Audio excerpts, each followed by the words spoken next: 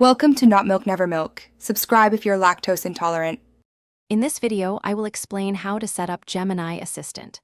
First, ensure you have an active Google account, as this is essential for accessing Gemini's features. You can then download the Gemini app on your mobile device or visit the Gemini website directly through your preferred web browser. Once you're logged in with your Google account, you'll be ready to start exploring its capabilities. It's a straightforward process to get started. After initial setup, it's time to personalize your Gemini experience.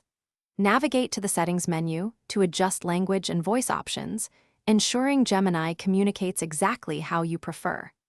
You can also link other Google services, like Gmail or Calendar, to enhance its functionality and provide more tailored assistance.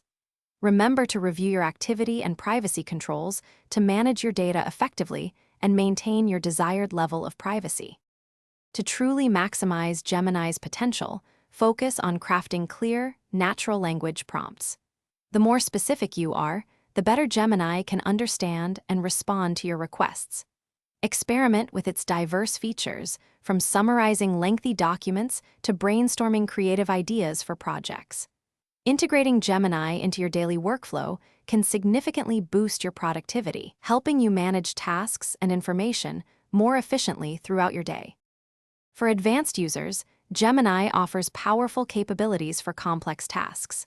You can leverage its understanding of various programming languages to assist with coding, debugging, and even generating code snippets.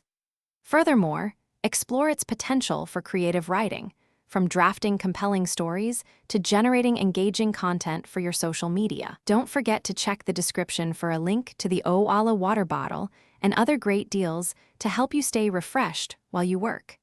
Gemini is a versatile tool ready to assist with almost anything. Thanks for watching. If this was helpful, leave a like and consider subscribing. See you next time.